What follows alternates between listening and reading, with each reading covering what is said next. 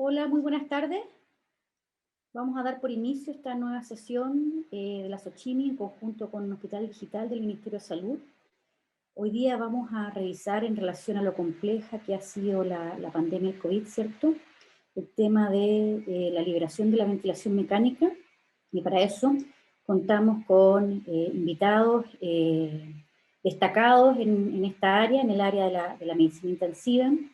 Contamos con el doctor Mario Graje. Él es internista, intensivista y además broncopulmonar, y trabaja actualmente en la UCI del Hospital Regional de Osorno. Contamos también con el doctor Orlando Díaz, ¿cierto? Muy conocido por todos nosotros, fue nuestro querido profesor, mío ya hace hartos años atrás, pero el doctor partió muy joven siendo profesor, por eso es así. Y bueno, él es un connotado broncopulmonar que ha trabajado mucho también en el área de la medicina intensiva, broncopulmonar e intensivista, sobre todo en el área de EPOC, pero también en el área de destete.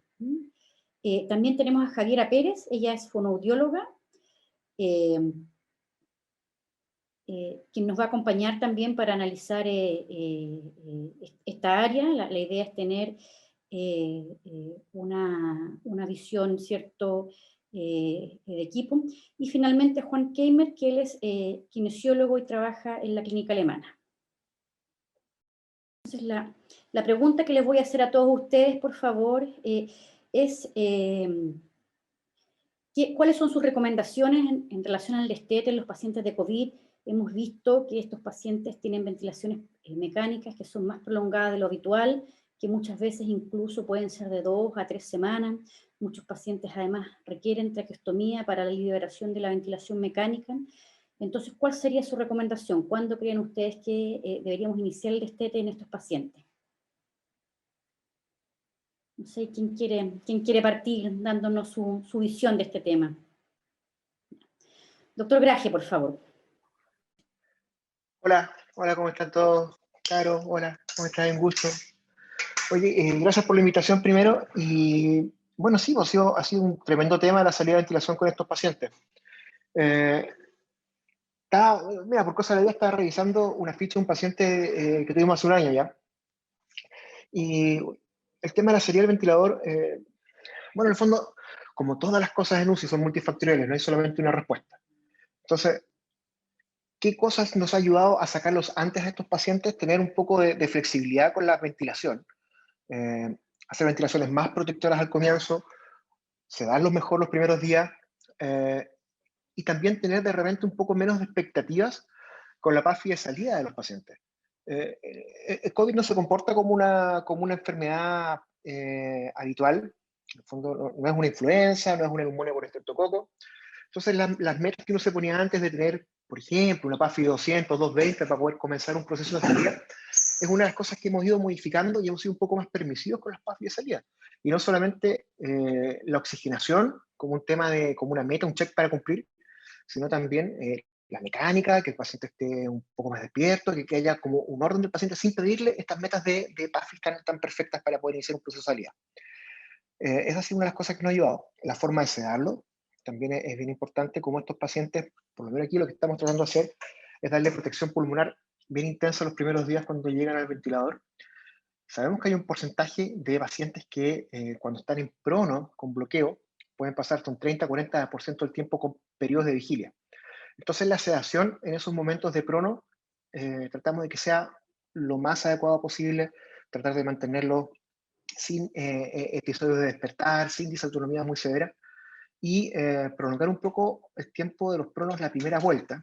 Eso nos ha ayudado a reducir un poco los días de ventilación y el retiro de esta sedación una vez que ya logramos un poco de estabilidad pulmonar, también ser más rápidos, más agresivos en la salida de la sedación los primeros días. Nos hemos bajado harto con los niveles de fentanilo, de midazolam, propofol también lo ocupamos harto, y acompañarlos a los pacientes rápidamente con cambio de modo de ventilación. Al principio, cuando están muy comprometidos, volumen control, pero una vez que ya los tenemos con un poco de estabilidad alveolar, ya toleran los supinos, ya están un poco más firmes, rápidamente los pasamos a presión control y los dejamos que respiren, manteniendo rangos de seguridad pulmonar, que no estén moviendo 9, 10 o 11 litros por ml por kilo, en el fondo. siempre manteniendo los menores de 8. Y hay algunos pacientes que sí se nos han quedado un poco más pegados, que ha costado un poco más que partan. Y ahí, más que taparlos de Presex o taparlos de quetiapina, en el fondo el Presex no puede ser una cuestión que ocultemos nuestros problemas debajo de Presex, pero hay que buscarle la causa de por qué no están bien. Tenemos una alta tasa de incidencia de infecciones detrás de los pacientes con COVID. Entonces, muchas veces ese delirio, ese paciente que no parte, es porque o tenemos un catéter que está pegado, o tenemos una sonda Foley que está infectada, o tenemos una neumonía agregada que no vimos en un momento. Entonces, ser bien acuciosos en la búsqueda de estos pacientes, de estas complicaciones, nos ayuda harto. Eso es un poco el enfrentamiento, ir puliendo los procesos y mejorando las ventilaciones iniciales para hacer liberaciones más precoces. Eso. Yo quisiera acotar algo. ¿Me escucha? Se escucha muy bien, Juan. Ya. Buenas tardes, muchas gracias por la oportunidad de participar. Y yo estoy totalmente de acuerdo con el doctor, pero una cosa que me gustaría dejar así para el debate, que yo creo que también tenemos que tener en claro el costo que tenemos antes de intubar un paciente. Y no es menor que a veces nosotros retrasamos la intubación y eso va a tener un perjuicio al final en los días de estadía de nuestros pacientes que van a estar en ventilación mecánica. Entonces, no da lo mismo empezar el winning en un paciente que llegó y rápidamente lo intubamos porque había cama, había disponibilidad, había el ventilador, etcétera, etcétera, que aquel paciente que estiramos el chicle y le dimos NAF y después le pusimos no invasiva y el caballero estuvo como 3, 4 días respirando con 6 pescados y yo después lo intubé. Ese es un paciente totalmente distinto, es un paciente que claramente nos va a costar muchos más días de ventilación mecánica y obviamente también nos va a costar quizás el destete. Entonces, para ir haciendo como un orden cronológico, yo creo que lo primero que uno tiene que pensar es saber cómo fue la intubación del paciente, cuántos días tuvo antes de ser intubado y cómo fue la condición. Eso sería para poner el tapete. Por lo menos las experiencias que hemos tenido nosotros, mientras más retrasamos la intubación, más la estadía es mayormente prolongada en la unidad y el destete es más difícil. Super. Muchas gracias, Juan. No sé si el resto de la mesa... ¿Podría yo? Muy bien, no, Pablo, adelante. Aprovecho de presentar, soy Pablo Mendoza, enfermero del Hospital Regional de Talca, socio de la División de Enfermería y primero que todo agradecer la inclusión al resto de los profesionales. Sabemos que el destete es un proceso que tiene que abordarse desde un punto de vista multidisciplinario.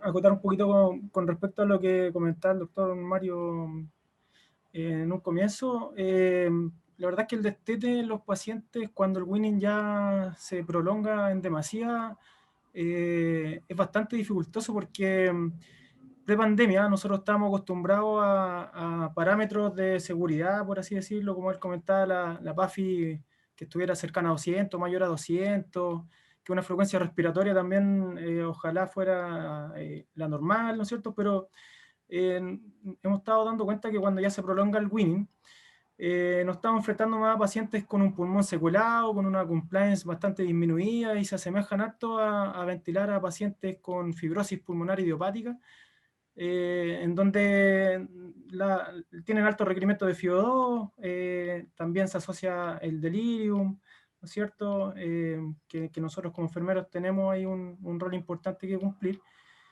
Y también con respecto a lo que señaló Juan, nosotros por lo menos la experiencia que tenemos con cánula nasal y el uso excesivo de la posición prono-vigil nos ha retrasado bastante y nos ha entrampado bastante el destete en los pacientes. Sobre todo en los pacientes que ya llevan un periodo de cuarentena en su domicilio o en residencia, 10, 14 días, ¿cierto? Que el pulmón ya viene dañado con una injuria inicial, pasan otros 5 días más en pronovigil, en cánula nasal y sumando, restando, a veces tenemos más de 2 semanas en que ese pulmón ya ha pasado una fase fibrótica y al momento de la intubación o de tratar de reclutar ese pulmón, se hace mucho más difícil. Por lo tanto, el weaning se prolonga más allá de lo que nosotros esperamos. Y asociado a eso vienen hits secundarios como las sobreinfecciones, ¿no es cierto?, las hiperglicemias, las neuropatías del paciente crítico, el delirium, que cuando lo empezamos a despertar despierta muy agitado, extubaciones no programadas que también tienen una importante aumento en la tasa de fracaso y de mortalidad en los pacientes. Por lo tanto, el enfrentarse al weaning o al destete de estos pacientes, la verdad es que se ha transformado en un verdadero dolor de cabeza para todo el equipo. Con respecto al manejo de enfermería, la sedación ha sido un tema bien importante. La verdad es que en un comienzo los sedábamos poco para sacarlo rápido, pero a veces los pacientes estaban en prono y haciendo dorsales en la cama. Entonces, también ese ha sido un tema bien importante. Y a pesar de que los sedamos poco, igual despertaban deliriosos. Entonces, eso también ha retrasado bastante el destete en los pacientes COVID. Pablo, y ahí aprovechar de preguntarte tu experiencia como enfermero. ¿Hay algún rol para las medidas no farmacológicas del manejo del delirium en estos pacientes? Porque uno siente que de repente hemos estado un poco al debe en eso, por sacarlos rápido, usamos harto antipsicóticos que nos ayudan, pero ¿cuál es tu visión y cuáles serían tus recomendaciones como enfermero de UCI? Sí, no, un punto bien importante lo que mencionas. La verdad es que el delirium ahora en estos momentos se está manejando prácticamente de forma farmacológica solamente. Pre-pandemia teníamos todo esto que venía en tendencia de humanizar los cuidados y la atención de los enfermos. También el Hospital Amigo se había instaurado a nivel nacional y acá en Talca también, donde habíamos alargado los tiempos de visita de la familia, que nos ayudaban bastante en orientar y traer de vuelta al enfermo una vez que lo empezamos a despertar. Todo eso ya no está. Por lo tanto, como recomendación y como enfermero, les sugiero no quedarse pegados con la sedación. Eso se ve con bastante frecuencia en las unidades, en donde enfermería tiene un rol importante porque nosotros somos los que manejamos las bombas de infusión de acuerdo al objetivo que nos indican, pero en muchas ocasiones y también debido al agotamiento, es más fácil sobresedar al paciente cuando se despierta un poco agitado, pasarle algunos bolitos y que se vuelva a dormir, y eso hace que se transforme en un círculo vicioso y no podamos salir de eso. Y si hay medidas no farmacológicas que incluso tienen más evidencia que el tratamiento farmacológico, que no hay algo, una receta específica para manejar el delirio, que nosotros lo estuvimos haciendo, haciendo unas videollamadas, colocando el terapeuta también, el terapeuta ocupacional también nos ayuda bastante en ese sentido. Pusimos unas pizarras en donde se coloca la fecha, la hora, el personal de enfermería, el personal médico que lo está atendiendo. Lamentablemente también a la unidad uno entra con una armadura puesta, todo tapado, ¿no es cierto?, con mascarilla, escudos faciales, y el enfermo no nos logra ver. Y muchas veces a lo mejor tampoco nos escuchan, si hasta a nosotros mismos nos cuesta entendernos cuando estamos con las mascarillas. Entonces eso hace que el manejo no farmacológico esté prácticamente ausente en estos momentos en los pacientes COVID. Muchas gracias, Pablo, todo un desafío. Aprovecho a preguntarle al doctor Tato Díaz. Aquí nos pregunta una de las personas que está participando en esta sesión, ¿cierto?, en esta sesión de educación online. ¿Qué parámetros objetivos considera usted que debemos tener presentes siempre para iniciar el destete? Y nos pregunta sobre todo por la PAFI. ¿Qué meta de PAFI? ¿150, 200? Si nos podría comentar un poco al respecto, doctor Díaz. Ya. Bueno, voy a hacer la del flojo, resumiendo un poco lo que ya han dicho previamente los expositores.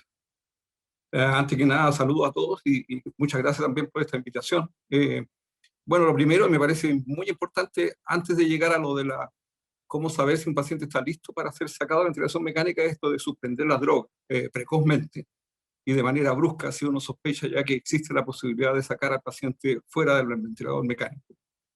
Y si es que tienen dudas, por último, preferir hacer un traspaso hacia un más superficial con propofol, dosis bajas y lorazepam según necesidad, y después hacer la suspensión brusca. Y enseguida, y enseguida hacer este análisis que hace uno siempre, que es el ABCD. ABCD significa, son siglas en inglés en el fondo. A sería como vía aérea y pulmón, es decir, ahí está la PAFI. La B sería cerebro en inglés, C es por corazón y la D es por diafragma. En la PAFI ha habido harta discusión en el último tiempo si uno tiene que usar PAFI. La PAFI suele ser complicada porque nos da un número, pero no nos dice en el fondo cómo está, de a dónde salió el número. Y la verdad es que si uno se fija en las recomendaciones, lo que le piden a uno para sacar a alguien del ventilador mecánico es que la saturación sea mayor a 92%, y que la FiO2 sea igual o menor a 40%. Eso puede significar PAFI bastante bajas. Entonces, me parece que usar la PAFI para decidir cuándo se saca a alguien del ventilador mecánico los podría llevar al problema de estar ventilando por tiempos demasiado largos. La distensibilidad del pulmón tampoco es un tema, porque eso nunca se ha usado para definir cuándo un paciente sale. Hay pacientes con distensibilidades pulmonares bajas que salen de ventilación mecánica sin problema.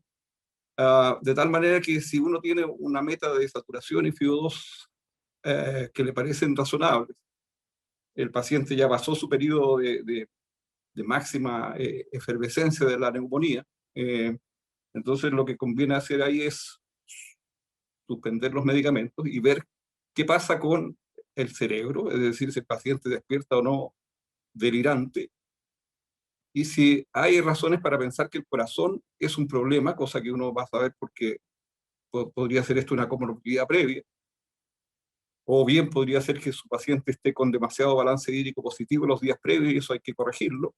Y D, que sería el diafragma. El diafragma no va a ser un problema si la ventilación mecánica hasta ese momento ha sido más bien corta. Así es que yo diría que eso es lo que uno utiliza habitualmente para definir cuando un paciente está en condiciones de pasar la prueba de suspender la sedación y iniciar, si es que esto sucede bien, digamos, si el paciente despierta tranquilo, si uno puede hacer una prueba de ventilación espontánea. Obviamente ahí ya hay que definir si se hace, cómo se hace la prueba de ventilación espontánea y qué pasa después que uno decide que se puede extubar al paciente. Si se extúa, como ya mencionaron ustedes antes, se extúa a una cánula nasal de alto flujo o a ventilación no invasiva o a las dos, como para resumir un poco en lo que estamos en este momento discutiendo. Muchas gracias, doctor Díaz.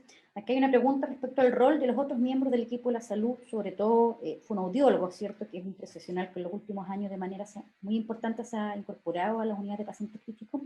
Así que le quiero preguntar a Javiera, ¿cierto? Javiera Pérez, me faltó presentarla completamente. Ella trabaja en el Instituto de Neurocirugía y en la clínica BUPA, y además tiene una formación con varios diplomados en toda el área de pacientes neurológicos complejos, pacientes neurocríticos. Así que preguntarle a Javiera si nos puede comentar cuál cree ella, cuál es su visión del rol del fonoaudiólogo en el proceso del destete. Hola, muy buenas tardes. Bueno, gracias por la invitación. Claro, escuchándolo, cierto, nosotros yo creo que el rol del fonoaudiólogo, el rol de los otros como integrantes de este equipo de salud, ya sea el terapeuta o nosotros los fonos, como que ha ido ahora el momento avanzando a poquito, mostrándonos más, y creo que es bastante importante porque también hablando un poco por mis colegas terapeutas ocupacionales en los que acompañan mucho al usuario en este despertar menos delirioso, menos agitado, o sea, el manejo no farmacológico del delirium está muy a cargo de ellos, y también las interconsultas tienen que ir siendo tempranas para que todo este equipo pueda ir participando desde un comienzo para ayudarlos a un despertar mejor y a un destete mejor. ¿Ya? Y en la parte como de los fonoaudiólogos, creo que nosotros partimos con un paciente que está intubado, quizás manejando ciertas cosas, estando como más atento a que mantengan una buena higiene oral, ¿cierto? Para no agregar además más como neumonía, más carga a esta neumonía, y con el posicionamiento, etcétera, y también un rol importante en el sentido que tenemos a pacientes, sobre todo con COVID, que tienen una intubación prolongada, ¿sí? Nosotros sabemos que es un paciente que lo más probable es que va a estar intubado muchos días, y eso va a traer riesgos que van a ser una disfagia bastante severa en general, y un mal manejo de secreciones, o sea, que un paciente no logre deglutir su saliva, puede hacer que una extubación que con todos los parámetros andaba perfecto, ¿cierto? Estaba estable, con toda la parte como respiratoria, ¿cierto? Pero no traga su saliva, por lo tanto va a ser igual otra neumonía asociada que hace una neumonía aspirativa. Por lo tanto, sí o sí puede hacer que este proceso de extubación no sea exitoso. Y nosotros, por esta intubación prolongada, por la probable polineuropatía de paciente crítico que vamos a tener y con esta disfagia, nosotros vamos a tener este rol de evaluar un paciente para ver si es que puede ser apto para resistir esta extubación, ¿ya? Y nosotros vamos a buscar ciertos como criterios o ciertos como luces que nos van a ayudar para saber si es que un paciente puede ser extubado de forma exitosa. O sea, por ejemplo, lo que uno busca como fonoaudiólogo es que tenga buenos reflejos de defensa de vía aérea, buena sensibilidad, que con un tubo de más de 2 semanas, lo más probable es que sea menos, que también nosotros podemos pensar que va a tener un paciente una parálisis cordal, que va a hacer que defienda menos, que va a estar edematoso, que quizás el reflejo de glutorio, de respuesta motora orofaringia no va a ser la más exitosa, por lo tanto va a ser un paciente que además de todos los problemas respiratorios, va a tener un mal manejo de sus secreciones, una voz húmeda constante, nosotros además de sugerir o no muchas veces si es que este paciente está apto para extubar cuando ya todo lo demás está listo, también podemos empezar una rehabilitación precoz en relación a lo de glutorio, al manejo de su defensa de cuerdas vocales y además también a la comunicación, ¿cierto? Porque es un paciente que lo más probable es que va a estar delirioso, que va a estar confundido, entonces también vamos a tener que ir implementando algún sistema para poder ayudarlos a que se comuniquen de la mejor forma. ¿Ya? Pero creo que quizás de a poco nos hemos ido mostrando en ese sentido de poder ayudar a una extubación mucho más exitosa cuando todos los parámetros pensamos que están súper bien y a veces fallan por un mal manejo de secreciones, por ejemplo.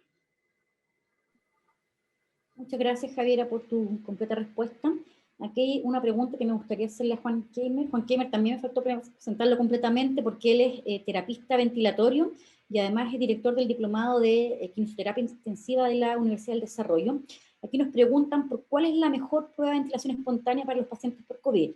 Prueba en que sabemos el rol de los kinesiólogos y kinesiólogas es fundamental en su realización. ¿Nos puedes comentar un poco, Juan? Ahí me di el audio. Bueno, feliz de comentar. Dos cosas. Una cosa antes, que también vi harto que muchos han preguntado de la PAFI. Si ustedes me preguntan a mí, la PAFI es solamente un indicador, pero no es lo único. Recordar que la PAFI lo que quiere mostrar habla de la relación que tiene el sujeto con el oxígeno. Y a veces yo puedo estar hiperoxigenando, pero eso no tiene nada que ver con la ventilación. Y cuando yo a un paciente lo saco del ventilador, le saco el ventilador y le puedo poner cualquier cantidad de oxígeno y así fallar. Entonces recordar que esa es una falencia de la PAFI. Hay otros factores que uno mira, como ustedes me están mostrando, el índice de oxigenación, cómo voy bajando el PIB. Esas son cosas que uno hace durante el winning, más que la PAFI. Cómo va comportando el paciente. Recordar que tiene que estar, el problema que lo llevó a estar intubado tiene que estar, ojalá ya resuelto en vías de resolver. Y lo otro que siempre menciono y que no siempre está dentro de los parámetros cuando uno comienza el destete es el balance hídrico. Ojalá que el balance hídrico esté bajo de 10 litros. ¿Ya? No vamos a hacer una prueba de ventilación espontánea en un paciente que está con un balance acumulado de 15 litros dentro del cuerpo. Le va a ir mal. En cuanto a las pruebas, que es lo que me estabas preguntando, generalmente hoy en día con COVID, yo lo que doy como receta primero, hacer lo que nosotros sabemos hacer y no innovar. Por ejemplo, si en un centro hacían la prueba de ventilación espontánea con tubo T, siga haciendo la prueba de tubo T, pero ahora en vez de tenerlo al aire, colóquele un filtro para que no esté aerosolizando al aire. Pero si esa era la prueba que usaban en su centro, démosle con esa prueba. Ahora bien, si en mi centro yo ocupaba la prueba de soporte, presión de soporte, pucha, dejar presión de soporte 10, PIB de 5, que es lo clásico que nos dice Loren Brochard, hago la prueba de soporte, ahí voy a estar más protegido porque no voy a estar aerosolizando. Lo principal en esto es no innovar, no innovar. Si yo toda la vida usé tubo T, sigo con tubo T, soporte, soporte. nosotros en general no hemos innovado. Y hoy en día siempre hemos hecho en la clínica las dos pruebas. Hacemos presión de soporte, que es lo que les decía en el año 94, expuso Loren Brochard como técnica, y también le hacemos caso al doctor Andrés Esteban, español, que habla de someter a los pacientes en tubo T. ¿Qué tenemos que tener cuidado? Que sobre todo con la prueba de tubo T, saber que es una prueba mucho más exigente, que el paciente siempre tiene que ir con filtro, que tiene que vencer una resistencia y un espacio muerto que da el tubo T. Pero por otro lado, al ser una prueba exigente, si el paciente es capaz de pasarla con esa resistencia, al sacarle el tubo uno lo libera y anda perfecto. Tener en cuenta que la prueba de soporte es una prueba que se usa en cierto tipo de paciente, que hoy en día se nos da un poco con lo que es COVID, que es un poco más protegida porque es loop cerrado, pero tener en cuenta que si el paciente tiene antecedentes coronarios, es gordito, a veces para no estresar la parte cardiovascular, lo sometemos a ese tipo de pruebas. Pero lo más importante, y acá no les quiero dar ninguna receta, hagan en lo que sus centros hacen. Y ojalá no enterarse, esto de las pruebas de ventilación espontánea han existido, no sé, como les digo, ya están del año 94 para adelante, 2004, 2003. Lo ideal es que cada uno, como dice el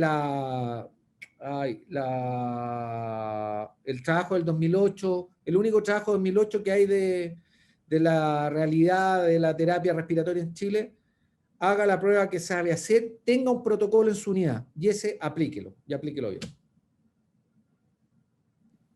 Muchas gracias, Juan. Aquí nos llega otra pregunta de la audiencia, ¿cierto?, de los participantes, sobre la traqueotomía. Entonces le quiero preguntar al doctor Mario Grage, nos preguntan cuál es el mejor momento para hacer la traqueostomía, si tal vez en estos pacientes en que vemos que la salida del ventilador va a ser demorosa, ¿cierto?, si tal vez convendría hacer traqueostomías un poco más precoces. Qué buena pregunta. Bueno, esta cuestión, como todo al principio, estábamos todos un poco temerosos de las traqueostomías, que no ocupemos fibro, que seamos bien cautos con el momento de hacerla. Y hemos cambiado también un poco la forma en que trabajamos las traqueostomías ahora. Más que un momento perfecto, lo que uno busca es un poco de estabilidad. Entonces, si tienes un paciente que estuvo pronado, que va en el segundo o tercer ciclo de prono, y resulta que cada vez que lo supinas se te desarma el pulmón y te cae 80 puntos la PAFI y se te disparan las presiones, probablemente ese paciente no ha logrado tener una estabilidad de la arquitectura pulmonar para llegar a eso. Pero esto no va de la mano de una PAFI específica. Mira, por ejemplo, acá en la clínica tenemos una paciente que 60 y algo años, obesa mórbida, falla cardíaca, diabética, quiste diatídico, enfermedad del sur, quiste diatídico, todos tienen. Entonces, esta señora, aspergilo, y llegamos a un momento donde ya logramos supinarla, como el día 9-10, no se nos desarmó la estructura pulmonar, logramos una estabilidad, PAFI como de 160, 170, tranquila, con un PIB moderado, 10-12, con una FIO2 50%, bueno, parecía razonable avanzar un poco más con ella, iba a ser difícil poder llegar a una prueba de ventilación adecuada con ella y llegar al punto de extubación, así que la traqueostomizamos, más que por una guía de una PAFI o de un PIB, buscando un poco de armonías y estabilidades de los pacientes. Y con traqueostomía pasa algo que es bien, que uno tiene que permitir. En el fondo, no hay forma que uno llegue a hacer que la ventilación del paciente sea mejor de lo que él hace con un ventilador mecánico. Hay que dejar que los pacientes respiren. Entonces, al traqueostomizarlo, la soltamos, le bajamos sedación, ella misma empezó a ventilar de a poco, ella misma empezó a reclutar áreas, empezó a ocupar sus intercostales, y claro, se disparan las PAFIs pues, y empiezan a mejorar. Entonces, el timing de la traqueostomía va de la mano del momento de la estabilidad del paciente. Y eso puede ser al día 7, de repente, si tú ves que es un paciente que es cardiópata, que es obeso, que le va a costar, quizá hay que apoyarlo y sacarlo antes. Y si es un paciente que uno ve que tiene posibilidad de salir, de repente la puede patear un poquito más, día 12, 14, tratar de hacer una prueba de ventilación y sacarlo. Pero no es un pecado hacer una traqueostomía precoz en un paciente donde uno ve que las condiciones son adversas por una extubación fácil. Claro, día 8, 7, 10, hay que tratar. Y el concepto es sacarlo de la forma más tranquila posible. Yo creo que va un poco como por ahí. La mayoría de las traqueostomías las hacemos percutáneas, salvo casos muy excepcionales de pacientes que hemos tenido muy obesos mórbidos. donde ya tenemos cuellos que la distancia entre cuello y la tráquea va más de 4 centímetros, que es como el diámetro del trocar de la aguja. Ahí ya pedimos ayuda a pabellón, pero en general las hacemos casi todas en la UCI. Y nos va bastante bien. Y es una buena salida. Muchas gracias, Mario. Aquí aprovecho a preguntarle a Javiera, porque, bueno, la traqueostomía sin duda que es un proceso que facilita muchas cosas, que a los intensivistas nos gusta harto, pero después está al lado de las traqueostomías y es la decanulación del paciente, y yo creo que todos lo hemos visto en nuestros centros. En general los pacientes con traqueostomías no se manejan en servicios básicos, se manejan por lo menos en un intermedio, ¿cierto? Entonces muchas veces tenemos los intermedios llenos, no podemos sacar pacientes de la UCI, los tenemos llenos de pacientes traqueostomizados. Entonces, si Javiera nos puede contar un poco del lado B, que es la decanulación, que uno muchas veces se hace la traqueostomía y se queda feliz y se le olvida que después hay todo un camino, que es el camino de la decanulación. ¿Nos puedes contar un poco, Javiera, cómo ha sido tu visión, cuál es tu experiencia en decanulación en pacientes que se están recuperando de un COVID-19 grave? Yo creo que tampoco hay que tenerle tanto miedo a estas traqueostomías precoces, porque muchas veces un paciente que está intubado por mucho tiempo y que se atrasa quizás este proceso, finalmente queda mucho más dañado en todo sentido respecto por lo menos a la parte, no sé, de vía aérea, queda mucho más dañado que un paciente que quizás se va antes a una traqueostomía y que se puede quizás ir avanzando en otros aspectos, ya sea en la rehabilitación, porque no tenemos un tubo que está pasando por todas las estructuras, y también porque lo más probable es que quizás va a estar como menos colorido neuropático, va a estar más libre, lo más probable es que menos delirioso. Entonces, también creo yo que no es tan malo pensar en las traqueostomías precoces, obviamente cuando el equipo médico así lo define, porque va a ser un paciente que va a tener una vía aérea un poco menos dañada versus quizás un paciente de 20 días de intubación, donde lo más probable es que tenga parálisis de cuerda vocal, como atrofia de la musculatura, por lo tanto va a ser mucho más difícil. Pero pensando en un paciente como la decanulación, yo quizás hago la comparación un poco con un paciente neurocrítico, que es con el que trabajo en el hospital, versus un paciente COVID, que es con los que trabajo más en la clínica. Un paciente quizás con COVID que fue traqueostomizado no con una intubación tan larga, puede que salga mucho más rápido que un paciente neurocrítico, por ejemplo. ¿Por qué? Porque en el fondo uno va a empezar a activar las funciones, a manejar dependiendo de dónde esté yo, ¿cierto? Si tengo válvulas de fonación, si tengo cánulas con aspiración subglótica para mejorar como el flujo de aire y la sensibilidad, va a depender también de los recursos con los que yo vaya contando.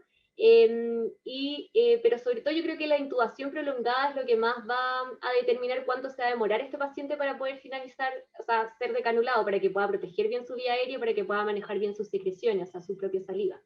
Es como fundamental cuánto tiempo es la intubación y cómo fue esta, en el fondo, como qué tan problemática fue, si es que hubo reintubaciones, etcétera, todo eso va a influir, impactar finalmente en el proceso de decanulación. Muchas gracias, Javiera. Yo creo que tú ahí has planteado un punto que es bien relevante, que de repente decimos, bueno, no lo traqueostomicemos todavía, esperemos un poco, pero el tubo prolongado, ¿cierto?, produce un daño, o puede producir un daño en la vía aérea, así que es un punto importante a considerar. Una pregunta para Pablo en relación, ya nos comentó un poco sobre el manejo no farmacológico del delirio en los pacientes en este proceso de destete, pacientes con COVID, pero en general de los cuidados de enfermería. ¿Qué desafíos ves tú para los cuidados de enfermería? Tu experiencia como enfermero de UCI, ¿cierto? En el paciente con COVID-19 que está iniciando su destete, porque claramente van cambiando los objetivos, tú nos hablas de la humanización del cuidado, y claramente uno ve que hay una adecuación de los cuidados de enfermería. Entonces, si nos puedes comentar un poco al respecto, Pablo.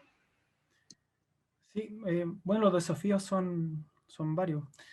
El principal desafío en estos momentos, sobre todo, es que ha llegado una gran cantidad de personal con escaso o nulo manejo en el paciente crítico, y eso hace que a veces no estemos hablando no manejemos los mismos conceptos. Por otra parte, el gran desafío es con respecto al manejo del delirio en el paciente COVID y en el paciente crítico en general, es la detección precoz y estar evaluando escalas de síndrome confuncional o de delirio como el CAMICU. Lamentablemente, las estadísticas son poco afortunada en el sentido de que se dice que casi el 40, el 50% de los pacientes que están en las unidades de cuidado intensivo van a manifestar en algún momento episodios de delirio. Por lo tanto, al ver el nivel de ocupación de camas que ahora tenemos, son casi más de 2.000 pacientes, quiere decir que casi 1.000 van a experimentar delirio. Y esos pacientes son los que nos cuesta sacar del ventilador mecánico. El gran desafío con respecto al destete es ese principalmente, manejar el delirium, utilizar escalas de detección precoz, que se hace muy poco. El manejo del dolor en los pacientes también, lamentablemente también no hay un criterio unificado en los centros del país y en el centro que yo trabajo para evaluar el dolor en los pacientes que están intubados. Si bien existe la escala, no lo aplicamos. Por lo tanto, también puede ser un factor importante a medir. Estos pacientes están sometidos a procedimientos que generan dolor, que generan disconfort, y que en ocasiones se pudiese confundir también con delirio, y a lo mejor el paciente solo tiene dolor. Entonces, ese es un gran desafío, sumando a que tratamos de entrar ahora menos a las unidades. Entramos y tratamos de hacer todo porque implica volver a colocarse todos los elementos de protección personal, hay un agotamiento también en el personal. Por lo tanto, el acompañamiento ha sido cada vez menor. Una pregunta y un consejo sobre todo, porque es cierto, a nosotros nos ha pasado de repente que hemos incluso demorado un poquito el destete. Yo trabajo en la UCI del Río, porque de repente hay personal menos entrenado, ¿cierto? Y bueno, ha pasado en todos los estamentos, en los médicos, en enfermería, en los kinesiólogos. Entonces, ¿cuál es ahí el consejo, ¿cierto? Uno de repente dice, oye, mira, hay un médico nuevo, un kinesiólogo nuevo, un enfermero nuevo, no, mejor no estudiemos hoy día a este paciente. Sé que es una pregunta medio compleja, pero creo que es bien cotidiana y que a todos nos ha pasado. Si nos puedes comentar un poquitito ahí, ¿cómo lo ves tú? Porque esto más que un estudio randomizado controlado es lo que hemos visto y lo que hemos aprendido. ¿No? Bueno, es bien difícil en realidad, pero como consejo ahí ya viene un poco de gestión.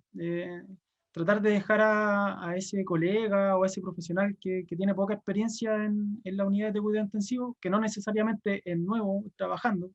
Hemos tenido refuerzos de otras unidades porque que tienen ya harta experiencia en el manejo de los pacientes, pero no críticos. La estrategia que nosotros estamos usando es tratar de dejar a alguien que ya tiene años en UCI con alguien que está llegando. Si en la unidad nosotros tenemos 8 pacientes UCI en cada UCI, dejamos a uno nuevo con uno que es más antiguo y con otro que también ojalá tenga un poco más de experiencia. Por lo tanto, ese que viene llegando se ve apoyado por los que tienen más experiencia. Y tratar de ir aportando en experiencia más que en teoría en los mismos turnos, ¿ya? Porque la verdad es que el tiempo no lo permite, y tratar de aportar en ese sentido en la experiencia en que tienen que realizar en lo práctico y también que participen dentro del equipo. Súper. Muchas gracias. Tenemos aquí una pregunta para el doctor Díaz. El doctor Díaz, con toda su experiencia, nos preguntan, situación especialmente difícil, el destete del COVID en un paciente obeso y más encima obeso y hepático. ¿Alguna recomendación especial? Vaya.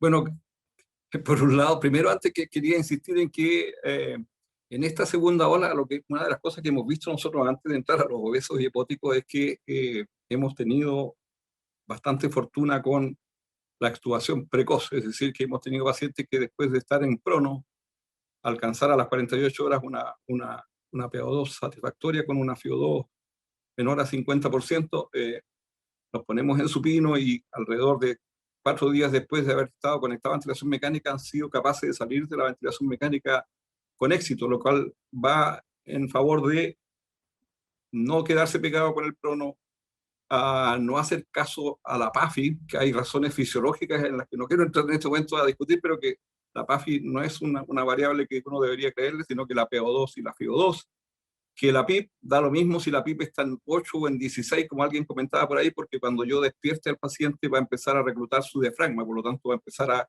disminuir el requerimiento de PIP. Y que si uno no despierta a ese paciente es imposible saber cómo va a salir respirando. Es decir, puede que salga respirando tranquilo, y en ese caso ustedes pueden pasarlo a una modalidad de presión de soporte, por ejemplo, o puede que salga respirando en forma delirante, y en ese caso ustedes van a tener que volver a sedarlo, no necesariamente con lo mismo que estaban utilizando, pero esperar un tiempo más. Pero ese grupo que despertaron es el grupo importante, porque ese es el que les va a permitir desocuparse rápidamente de los ventiladores en periodos cortos de tiempo. Ahora, si por infortunio les toca que el paciente es hepótico, existe una forma de sacarlo luego de ventilación mecánica, porque ese es el grupo que más se beneficia del uso de ventilación no invasiva como soporte post-extubación. De manera que uno podría incluso tratar de acelerar la extubación en esos pacientes, siempre y cuando, obviamente, su estado respiratorio esté en condiciones de hacerlo. Así que por ese lado yo diría que el paciente con EPOC tiene la ventaja de que tanto la cánula nasal de alto flujo como la ventilación no invasiva sirven como un soporte post-extubación, que es siempre un problema, porque en los otros grupos de pacientes que no tienen EPOC, por ejemplo, es más difícil saber si va a haber un beneficio claro de la cánula o de la ventilación no invasiva, o de las dos. En los pacientes obesos, bueno, hasta ahora no hemos tenido grandes problemas durante la extubación. El problema que hemos tenido más bien es durante la ventilación mecánica, porque ha sido difícil de repente establecer cuál es la PIP más apropiada para los grandes obesos.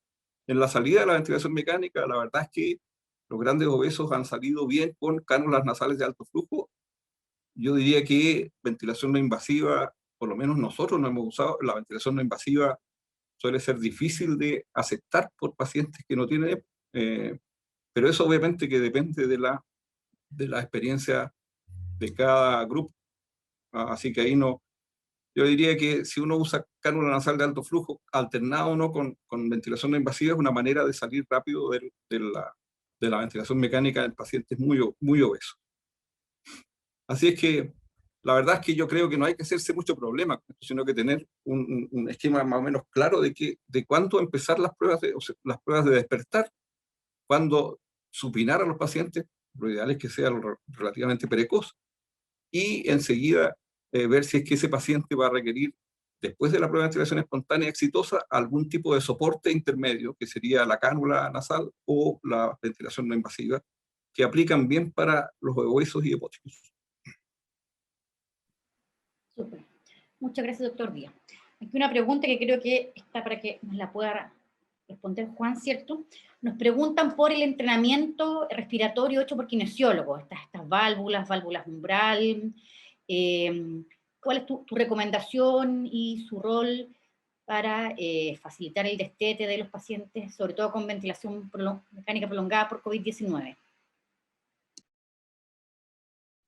Bueno, con respecto a la pregunta, generalmente todo lo que es entrenamiento lo usamos con válvula umbral, lo usamos más para decanular a los pacientes, no es en ventilación mecánica propiamente tal. Un paciente que está con COVID, como decía el doctor, la verdad de las cosas, el mejor entrenamiento es irlo despertando, que el paciente vaya respirando.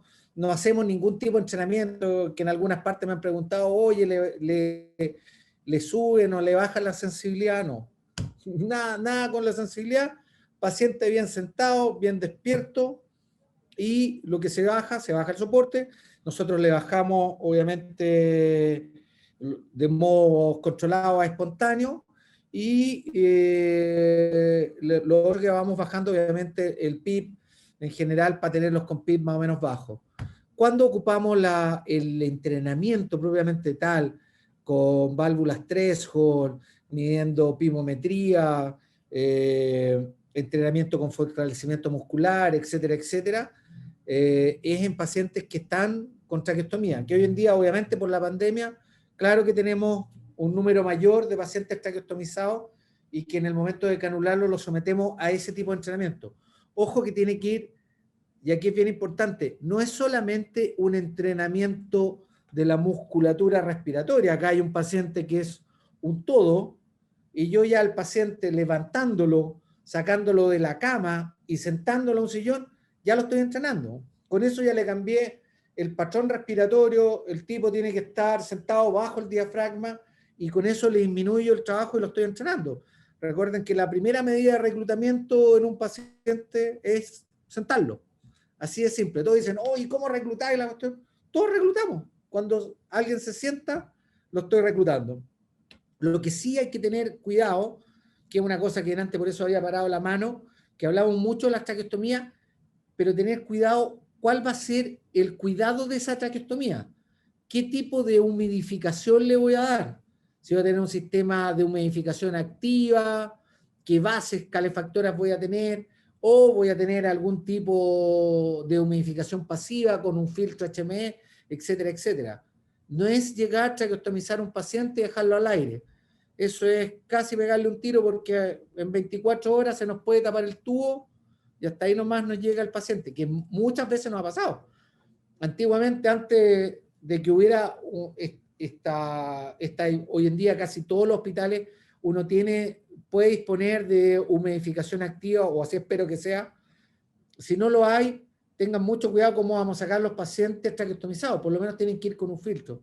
Si los dejamos al aire, corremos un riesgo importante de resequedad, tapones mucosos y oclusión de la vía aérea, y que pueden tener resultados fatales para nuestros pacientes. Pero el entrenamiento, yendo a tu pregunta, principalmente lo usamos con pacientes traqueostomizados con ese tipo de válvula. Súper, muchas gracias. Aquí hay una pregunta, no sé quién la quiere contestar, se nos sale un poco del tema, pero igual alguien nos pregunta por criterios objetivos para supinar a los pacientes. Ahora, obviamente uno no va a pensar en iniciar el destete si no ha supinado a un paciente, así que no sé quién de los participantes, de los panelistas la quiere contestar. Doctor Grage, por favor.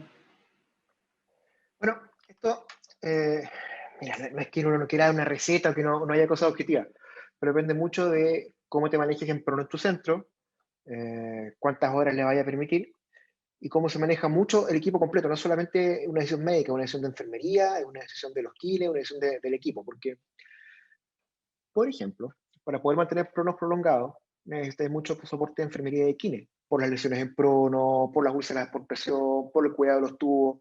Entonces, si tu equipo no está tan preparado, quizás es mejor ir haciendo sesiones más cortas de prono, de dar descanso y volver a pronar. Mire, nosotros en general lo que estamos haciendo acá es darle al menos, si es que amerita, 48 horas de prono. Evaluamos, vemos mecánica, vemos PAFI, muchas veces incluso vemos estabilidad hemodinámica, y muchas veces incluso antes de supinar bajamos el PIP y vemos cómo responde el pulmón a la bajada de PIP. Porque si tienes un paciente en prono con PIP de 18, por decir un número, tienes que pensar que al supinar ese paciente, las bases también se van a telectasear y vas a tener una sobrecarga sobre tu ventrículo derecho. Entonces, si el paciente no está en condiciones de tolerar eso, no te quedas con ancho de manga para el momento del supino. Entonces, muchas veces bajamos un poquito el PIP, unos 4 puntos, vemos cómo responde, si tiene buena oxigenación y todo bien, lo supinamos y después te queda un poquito incluso de espacio para poder reclutar o hacer alguna maniobra. Nosotros aquí en general estamos dando 48 horas, cuando el pulmón está muy dañado, vemos que todavía le falta, le damos 72 horas, pero no es un tema de pafia, bajo ningún punto es que si el paciente está pronado y con las primeras horas llega hasta PAFI 300, no quiere decir que esté listo. Hay otros factores que ver al momento de decidir el supino. Tenemos una alta incidencia de TEP, y de repente al dar vuelta un paciente se desenmascaró un TEP que antes había pasado medio escondido entre todos. No es solamente PAFI, no es solamente horas, es todo eso. No sé si quedó más o menos clara la respuesta. Sí, yo creo que quedó bastante clara. Aquí nos hacen otra pregunta sobre los cardiópatas ahora, sobre si hay algún elemento especial, alguna consideración especial para el destete de los pacientes cardiópatas que están con un COVID-19 grave. Doctor Díaz, si usted quiere complementar, si tuviera algo especial para este subgrupo de pacientes. Ya, bueno, En realidad, lo que hace uno desde el punto de vista del manejo específicamente relacionado con la ventilación mecánica y el destete es favorecer lo que ya hemos comentado antes, que era el balance hídrico negativo, sobre todo cuando es un paciente que es cardiópata conocido. Los pacientes cardiópatas conocidos van a estar ya con tratamiento para su enfermedad cardiovascular, de tal manera que puede que haya pacientes que no tienen, en los que uno no tiene conocimiento de que haya alguna alteración de la función cardíaca, y esos pacientes puede ser que se detecten durante durante un destete fallido. Es decir, yo tengo un paciente que considero que está en condiciones de salir de ventilación mecánica, lo despertamos, sale a una prueba de ventilación espontánea y fracasa. El fracaso, en el fondo, lo que significa es que todos tenemos que ponernos alerta para saber por qué fracasó. Y las causas de fracaso ya dijimos que son este ABCD en general, y una de ellas, por lo tanto, es corazón. Si el corazón fracasó, uno lo tiene al paciente con su balance hídrico negativo y fracasó, existe la posibilidad de que haya una cardiopatía que no está descubierta, y en ese caso solamente un ecocardiograma podría ayudarnos a hacer el diagnóstico y a planificar el tratamiento. Si es que el paciente no estaba con balance hídrico negativo, bueno, hay que darse un tiempo entonces para dejarlo en balance hídrico negativo y reintentar el destete. Y si ustedes quieren hacer algo que prevenga que ese paciente falle durante el destete, bueno, lo lógico sería usar algún tipo de soporte post-extubación. El soporte más simple post-extubación, en mi opinión, digamos, es la cánula nasal de alto flujo.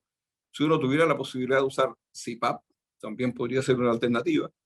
La ventilación no invasiva también ayuda, y de hecho la ventilación no invasiva es, junto con la EPOC, esos son los dos subgrupos de pacientes en los que la ventilación no invasiva podría también ayudar. No se me ocurre qué más podríamos decir al respecto. Muchas gracias, doctor Díaz. Aquí llega una pregunta que es específica para Juan Keimer, que le preguntan si tiene alguna experiencia con ecografía pulmonar, para el destete de los pacientes con COVID, o en general, yo creo, si hay alguna experiencia de parte de los kinesiólogos usando ecografía para destete. Y eso, ¿cómo tú, en el fondo, con la información obtenida, qué planificas para ayudar a la salida de la ventilación mecánica?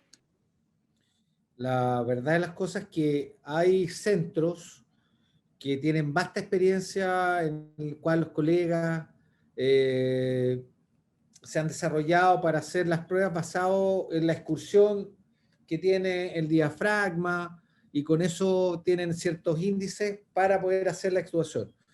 No es la experiencia que nosotros tenemos en este centro, por dos razones. Lamentablemente nosotros no ocupamos mucho la ecografía hoy en día por una pandemia, porque tenemos acceso a un ecógrafo, y un ecógrafo, pasarlo de paciente a paciente, entrarlo a pieza en pieza, descontaminándolo, contaminando, nos va a llevar mucho tiempo. Y segundo, vuelvo a lo primero que dije, no hemos tratado de innovar en algo que en general nos ha ido bien. A nosotros sabemos cuál es la tasa que tenemos de reintubación, que es baja, tenemos una reintubación de un 14%, sabemos cómo nos va a ir, cuál es el corte del FRBT. Nosotros sabemos que un FRBT bajo 77 nos va a ir bien, y le damos.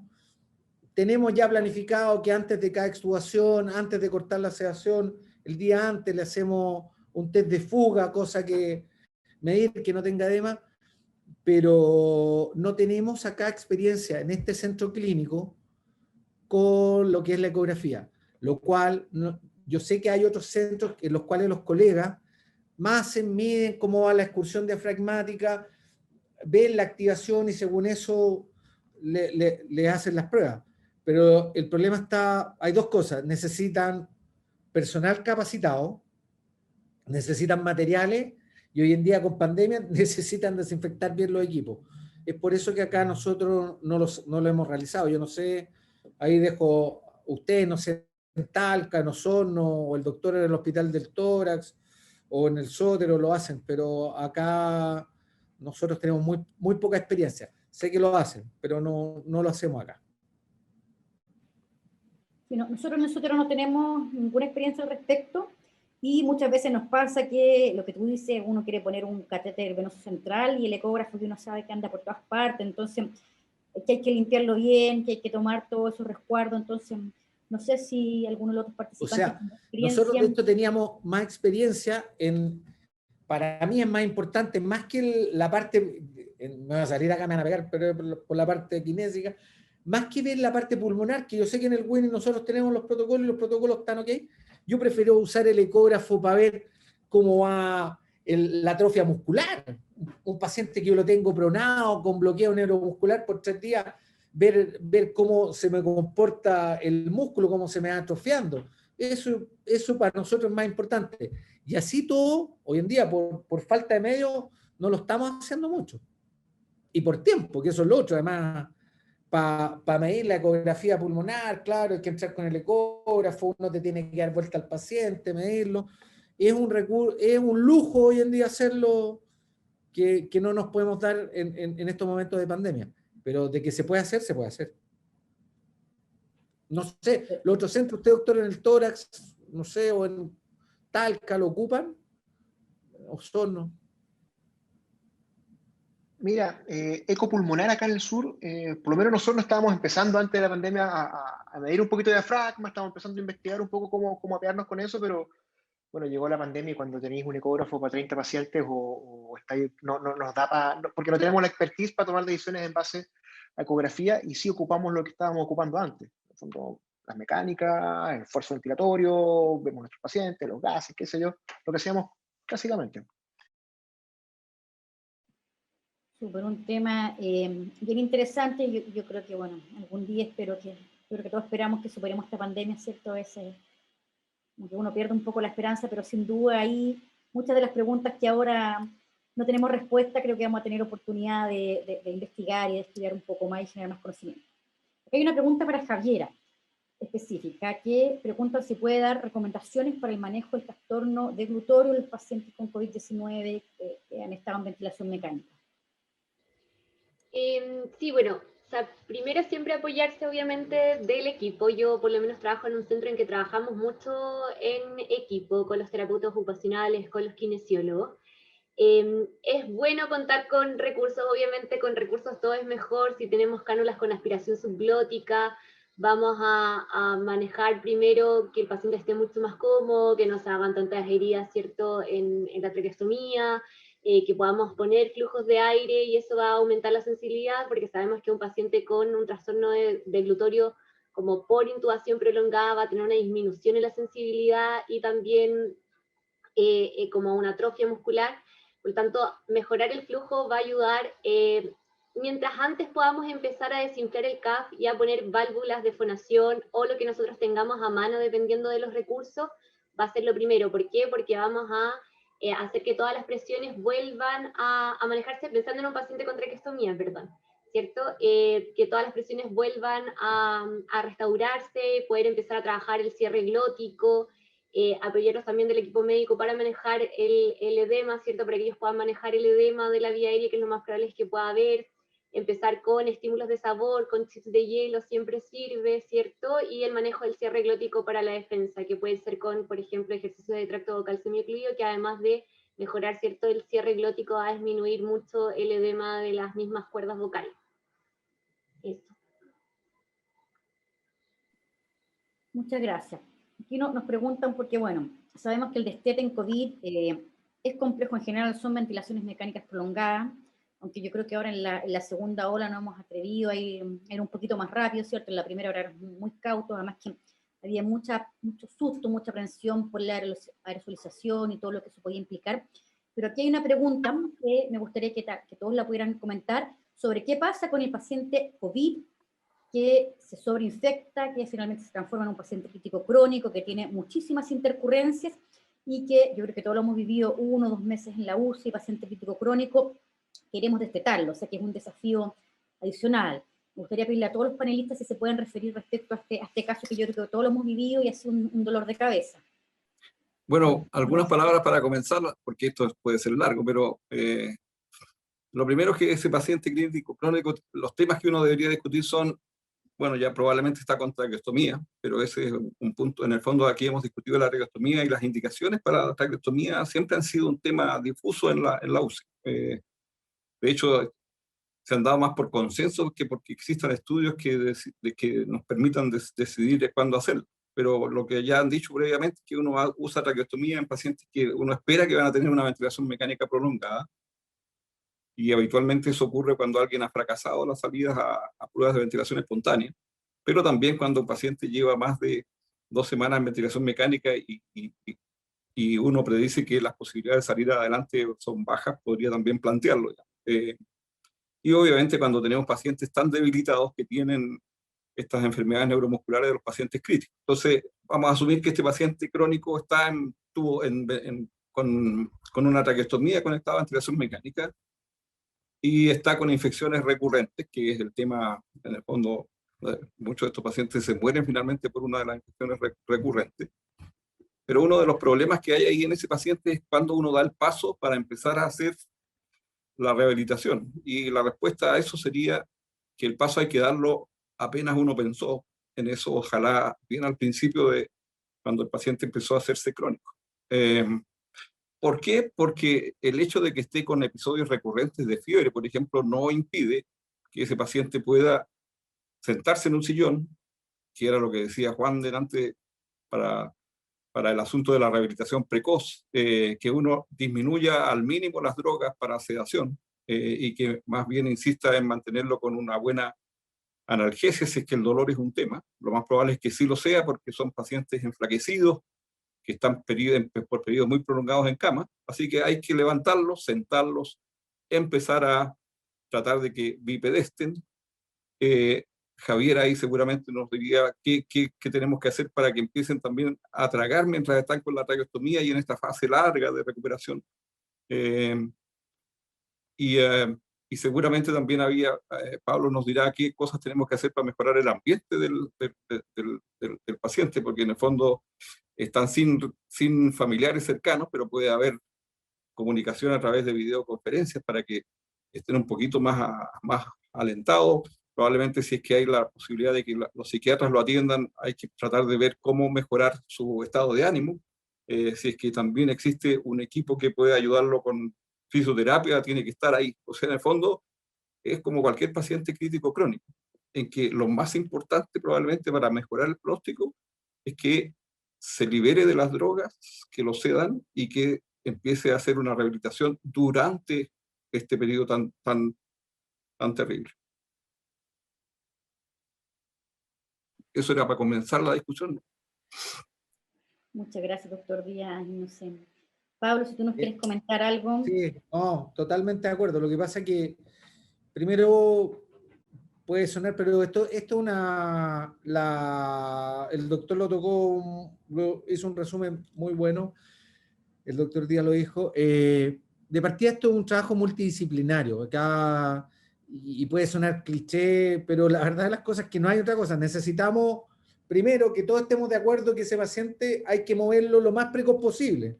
El paciente, ojalá a las 24, 48 horas, ya estarlo movilizando, independiente de la cantidad de invasiones que tenga.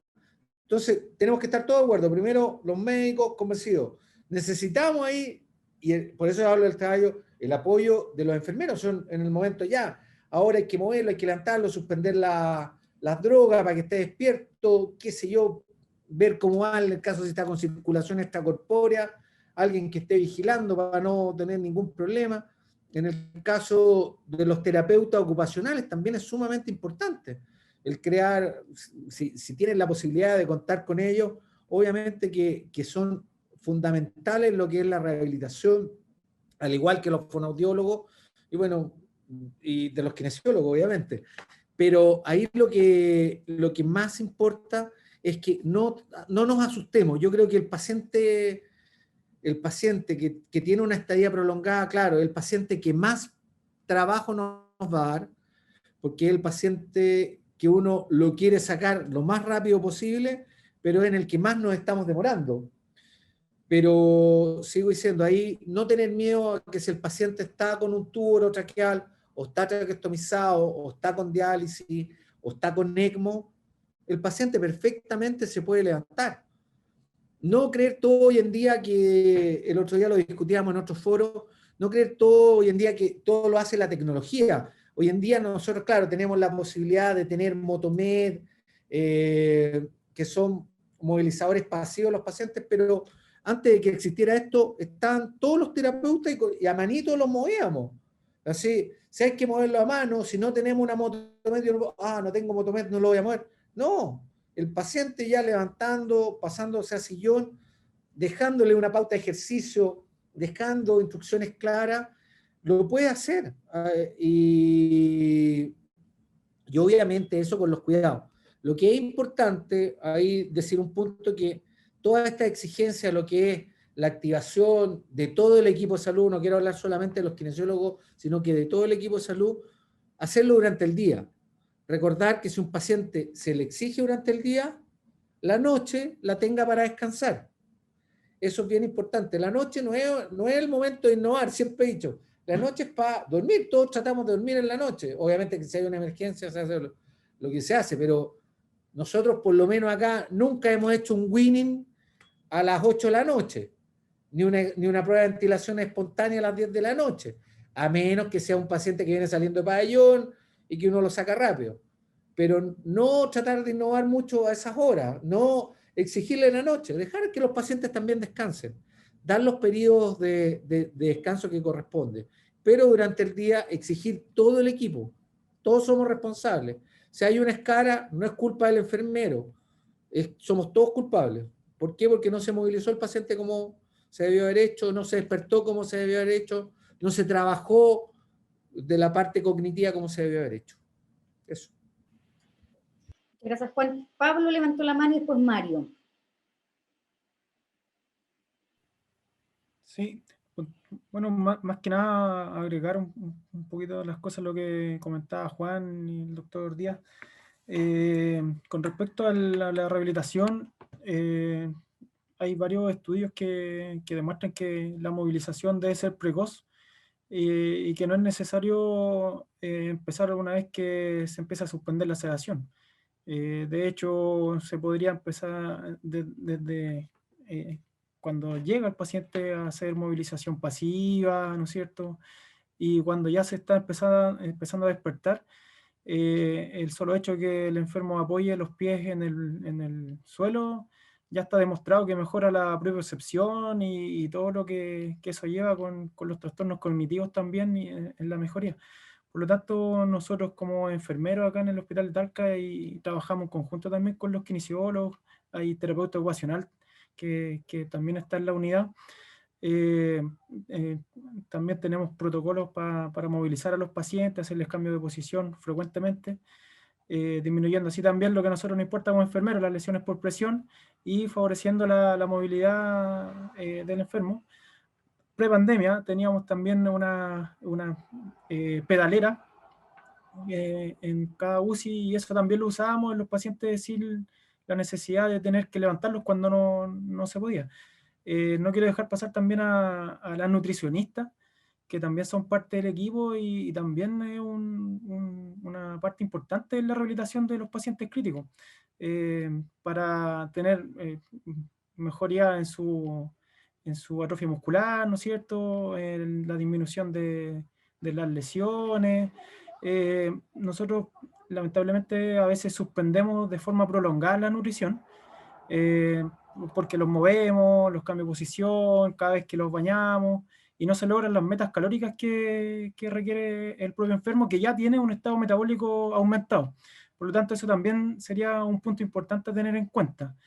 Y algo que se me había pasado de una pregunta anterior, para los pacientes cardiópatas, que están en medio enmascarados, que no tienen antecedentes cardiópatas, pudiese ser una buena opción en una prueba de ventilación corta, ventilar con PIP0, y se podría ahí desenmascarar a lo mejor alguna cardiopatía oculta que pudiese existir, sí cotándole alguna presión de soporte pequeño.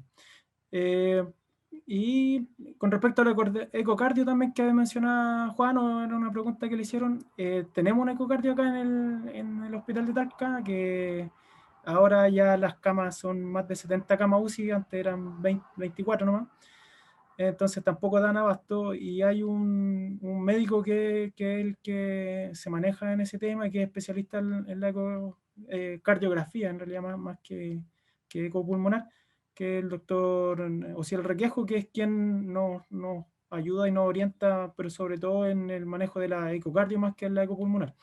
Hay algunos kinesiólogos, algunos colegas de Juan que igual experimentan, pero o tienen algún manejo y conocimiento en la eco, pero en realidad tampoco la usamos con frecuencia para dilucidar la incursión diafragmática o el manejo del pulmón en estricto rigor.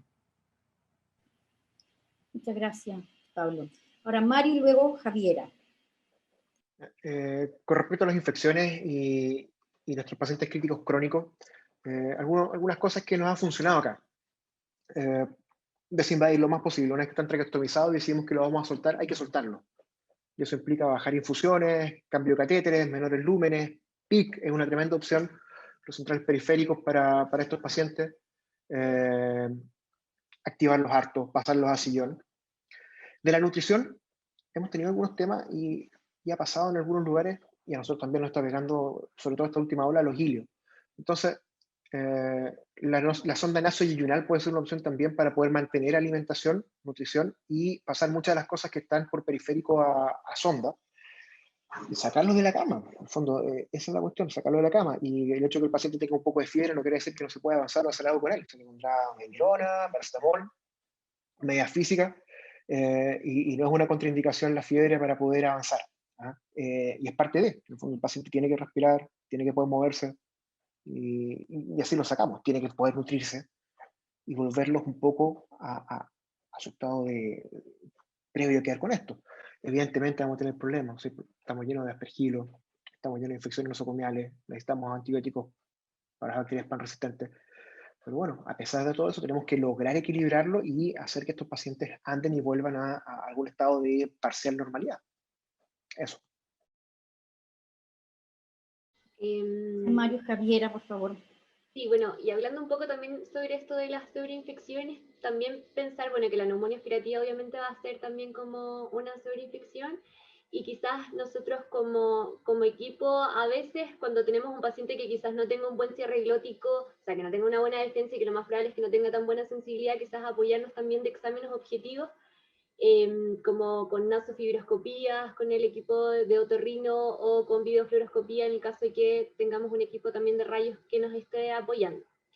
Y respecto también a lo que estaban hablando antes de la rehabilitación precoz, perdón, un poquito esto de la neumonía, también apoyarnos quizás con el manejo farmacológico de los médicos en cuanto a la cialorrea, la disminución de esta, ya sea con atropina sublingual o con bromuro de hipatropia sublingual. También va a ayudar a que muchos pacientes que tienen cialorrea disminuya esto y haya menos riesgo como aspirativo, manteniendo una buena higiene oral, que también es fundamental ahí con todo el equipo de enfermería, los TENS, etcétera, que es re importante.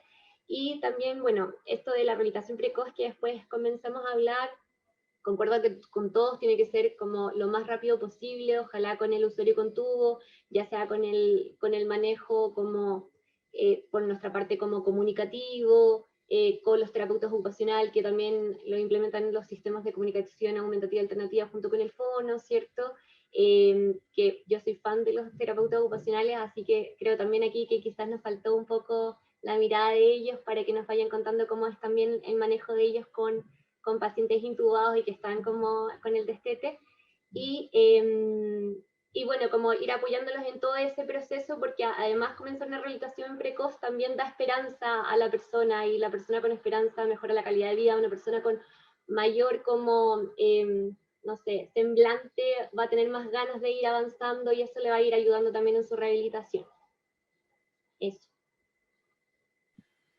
Gracias, Javier. Yo creo que también le da esperanza al equipo, ¿cierto? Porque yo creo que a todos nos pasó en la primera ola que veíamos que los pacientes estaban días y días y días y como que no se mejoraban nunca, y la urgencia llena y uno tenía que generar camas de UCI, pero no pasaba nada. Entonces yo creo que también eso para el equipo, ver que los pacientes avanzan, para uno también es un tremendo como nutriente, no sé, esperanzador para seguir en esto.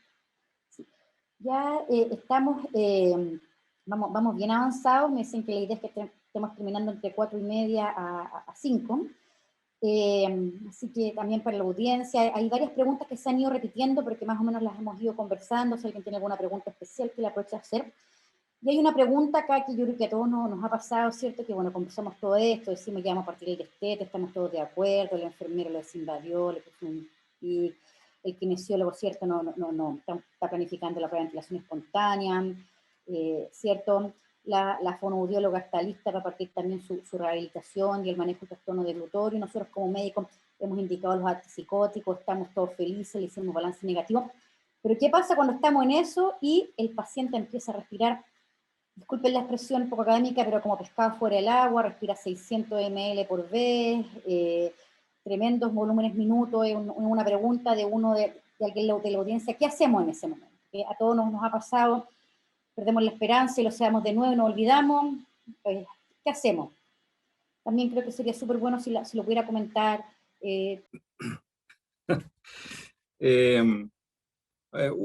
Cuando uno está saliendo de la sedación con opiáceos, es muy probable que haya en este periodo estas respiraciones opioides, digamos, con frecuencias respiratorias bajas y volúmenes corrientes muy elevados. Y obviamente no es muy agradable a la vista, digamos, esto. Una posibilidad es cerrar la puerta y no ver al paciente, lo cual en general parece poco aceptable. No va a durar mucho tiempo en todo caso el periodo ese, pero la otra posibilidad es hacer una sedación superficial, por ejemplo, con propofol, agregar en este periodo de retiro lorazepam eventualmente en bolos, y la otra posibilidad también es empezar a salir lentamente del ¿cómo se llama?, del fentanilo con dosis intermitentes de metadona. En el fondo, medidas farmacológicas para evitar que haya una elevación de los volúmenes corrientes a valores muy exagerados. Hay un tema distinto a esto que tiene que ver con los volúmenes corrientes elevados en pacientes que están en una etapa tardía de esta enfermedad con pulmones medios rígidos, en los cuales, aunque ya haya pasado el efecto del fentanilo y de todas las drogas sedantes, se van a mantener con volúmenes corrientes relativamente elevados, e incluso si uno les pone un balón esofágico con presiones esofágicas muy elevadas. Y no sé si todos lo han hecho esto, pero algunos de nosotros hemos dejado a estos pacientes respirar en forma espontánea a pesar de ello y han salido adelante, lo que significa que probablemente hay una etapa tardía en esta enfermedad en que el pulmón está más rígido simplemente y las presiones que se usan para respirar son más grandes y los volúmenes corrientes para mantener adecuadamente el intercambio de gases, sobre todo la reducción de CO2, es más alta de lo que estamos acostumbrados. Este último caso es algo que hay que discutir, yo creo, en cada situación en particular, porque es una situación difícil, pero nos ha tocado, digamos, varios pacientes con esas circunstancias, que son estos pacientes que están 2 o 3 meses en ventilación mecánica con pulmones con altos grados de, no necesariamente fibrosis, sino que gran fibroproliferación, que a lo mejor van a ir a la fibrosis, bueno. Pero en el fondo, volviendo atrás, el volumen corriente elevado cuando uno está saliendo de fentanilo, una manera es hacer una sedación no demasiado profunda con drogas no opiáceas y eventualmente con un poco de metadona. Muchas gracias, doctor Díaz. ¿Y Javiera tiene levantada la mano? ¿No? Se te quedó pegada entonces. Ahí puedo. Juan tiene levantada la mano. Sí. No, con respecto a tu pregunta, primera recomendación ahí, no cortar la sedación así de una. Si cortemos la sedación y ¡fa! Bajamos la sedación de una. La idea es ir bajando la sedación y ver cómo va despertando el paciente. Esa es como la recomendación. Y una cosa importante que no hemos mencionado, por lo menos nosotros acá en la clínica y en la mayoría de los centros y en todos los protocolos que uno ve a nivel internacional, la prueba de ventilación espontánea que uno hace una prueba al día. Eso significa que si yo hago una prueba y el paciente no la pasó porque se agitó, porque empezó a desaturar, no sé, lo saqué y le hago el tubo T y veo que que el volumen minuto está aumentado y tengo un FRBT de 200 y tengo que suspender la prueba, yo no significa que lo cedo y a la tarde le vuelvo a hacer otra prueba. No, lo mismo que decíamos delante, así como están los descansos de noche ese paciente, no pasó la prueba, igual como puede ser cualquier una prueba física. O sea, si yo voy a correr una maratón, la corro una vez, no la corro una vez en la mañana, otra vez en la tarde. Es ilógico. Y eso es cuando uno se somete a un paciente a una prueba de ventilación espontánea, un esfuerzo máximo. Entonces, si no la pasa en la mañana, no volver a intentarlo en la tarde, corregir todo aquello elemento que uno sospeche, por qué no pasó la prueba, no sé, el paciente a lo mejor tengo que ver cómo hacer la despertada, ajustar mejor la terapia, a lo mejor no cortar lo que es lo sedante y sí salir con alguna droga que lo mantenga un poquito más tranquilo en la parte hemodinámica o algo que lo mantenga más tranquilo en la parte psíquica. Así todo, de repente hay pacientes que, como usted dice, en el caso así ya muy grave, que el paciente, uno le corta la sedación y despiertan, voy a usar un término poco académico, pero que yo creo todos me van a entender y todos lo hemos usado, despierta Chucky el paciente, ese paciente, y ya llevo 2-3 días en eso, si logré bajarle antes los parámetros, es un paciente que a veces corremos el riesgo y lo extubamos nomás, porque si no se va a autoextubar, son pacientes que ya llevan varios días que uno ha cortado la sedación y despiertan muy, muy agitados. Entonces lo que uno debe hacer es que cuando estén más sedados, bajo los parámetros del ventilador, bajo el PIB, bajo el soporte, y ahí los voy probando. Y en el momento de despertar solamente es para sacar el ventilador. Eso es por lo menos las experiencias que tenemos con lo que es difícil despertar, que nosotros usamos. Pero primero, bajar la sedación de a poco y acuérdense, un intento al día. Por lo menos es la experiencia que nosotros tenemos. Muchas gracias, Juan. Pablo, ¿tú quieres decir algo? Levanta Sí, la mano. con respecto a la pregunta y al manejo de la sedación, lo importante para el manejo de la sedación es tratar de retirar de forma precoz y rápida las benzodiazepinas, sobre todo. Hacer ojalá algún traslape, ocupamos harto midazolam, ¿cierto? Pero está demostrado que son las benzodiazepinas los que más producen delirio en los pacientes críticos y por otra parte no tienen un efecto analgésico. Por lo tanto, no se debería prolongar más allá de su uso dependiendo de la condición clínica que tenga el paciente. Es más, ahora el concepto se está cambiando un poco y se está llamando, en vez de cetoanalgesia, analgosedación, porque se debería privilegiar la analgesia por sobre la sedación. Y existen algunos fármacos que nos podrían ayudar, que se pudiesen ocupar de forma precoz. Ahora estamos cargando con quetiapina cuando ya la estamos preparando para empezar a suspender, ¿cierto? Con altas dosis, empezar a hacer el traslape a Precedex, que por ahí vi una pregunta en el chat. El Precedex debería asociarse cuando uno ya lo quiere empezar a despertar y tener una sedación vigil, por así decirlo. Y empezar a retirar de forma precoz la benzodiazepina. Ahora, si el Precedex lo usamos para tratar el delirium, nos va a ir mal, porque no sirve para el manejo del delirium. Ya para eso hay otros fármacos como los que han mencionado, el Aldol que está bien, o el haloperidol que está bien demostrado, ¿cierto? La metadona y otros fármacos que se pudiesen pasar a través de sonda nasogástrica, diazepam, lorazepam, ¿cierto? Pero el Precedex se privilegia para tener una sedación vigil y en tratando de disminuir o suspender rápidamente la benzodiazepina. ¿Ya? Eso es con respecto al manejo de la sedación. Muchas gracias, Pablo. Doctor Díaz, ¿usted quiere agregar algo más?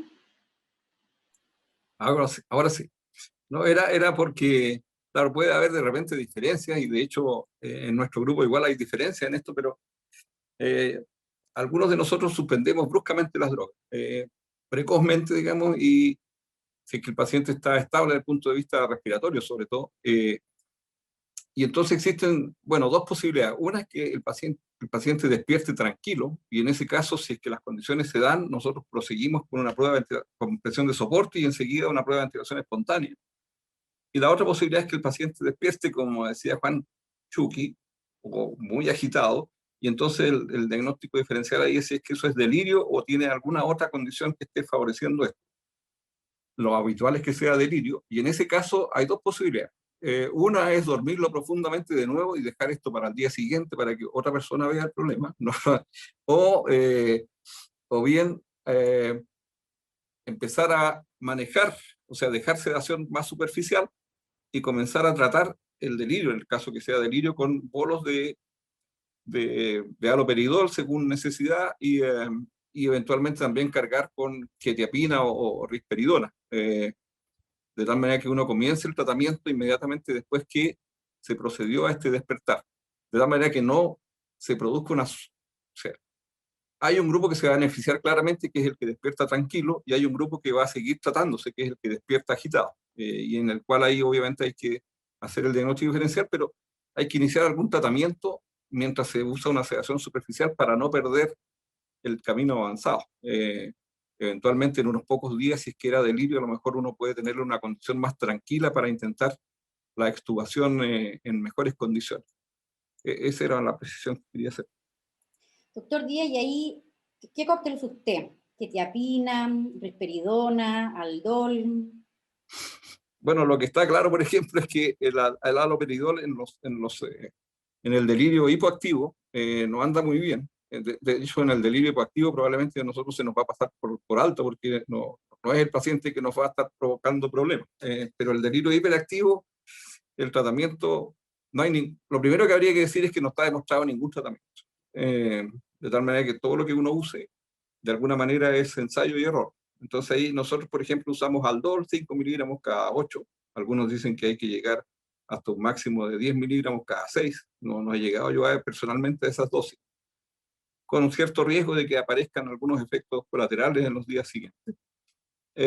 Y simultáneamente nosotros usamos hasta 100 miligramos cada 8 de quetiapina para cargar en los próximos días, y después empezar a bajar esa dosis hasta, qué sé yo, 50 miligramos cada 8 o menos, probablemente. Pero ahí en ese periodo ya, si el delirio es medio difícil, lo ideal es que haya un equipo de psiquiatría que esté encargado de ver esa evolución a futuro, porque muchos de estos pacientes salen de la UCI y siguen con el problema. Súper, muchas gracias. Yo creo que tenemos tiempo para una última pregunta, y aquí revisando algo que no hemos conversado, que yo creo que sería interesante que contestara Juan, es estos pacientes que se nos prolonga el proceso del destete y los sacamos un par de horas a tubo T y luego los volvemos a dejar en presión de soporte, ¿cierto? Aquí nos preguntan, Juan, ¿cuál es tu visión de eso? Los pacientes traqueostomizados, obviamente. Bueno, eso es parte del winning del paciente traqueostomizado, ¿ya? Bueno, la gracia de tener un paciente traqueostomizado es eso, que nos permite esto de poder jugar entre comillas, no me refiero a eso, pero en el fondo de tener la posibilidad de que un paciente, cuando yo veo que está más despierto, está más activo, después que le hice varias mediciones, medí la PIM, medí la PEM, veo cómo está su musculatura y me doy cuenta, no, ese paciente lo someten la fonoaudióloga y fonoaudiólogos, el otro día me retaron que no incluía a todo el mundo. La fonoaudióloga y los fonoaudiólogos los colocan con las válvulas de fonación. Uno, la posibilidad, el periodo que va haciendo se pone meta. En esos días, claro, lo podemos sacar a tubo T, pero en el momento que lo sacamos a tubo T, vuelvo a insistir ahí, dejar en claro que cuando saco a alguien a tubo T, tengo que tener en cuenta cuál es mi sistema de humidificación. Nunca sacar una traqueostomía al aire, menos un paciente COVID. Eso hoy en día me agarra una enfermera, infección intrahospitalaria, me cuelga, me mata de una.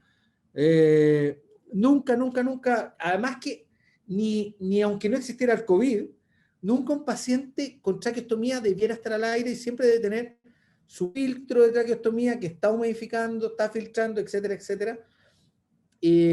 O mi tienda de traqueostomía en la cual puedo usar una humidificación activa con humedad alrededor de 44 litros de ml por litro y con temperaturas de 37.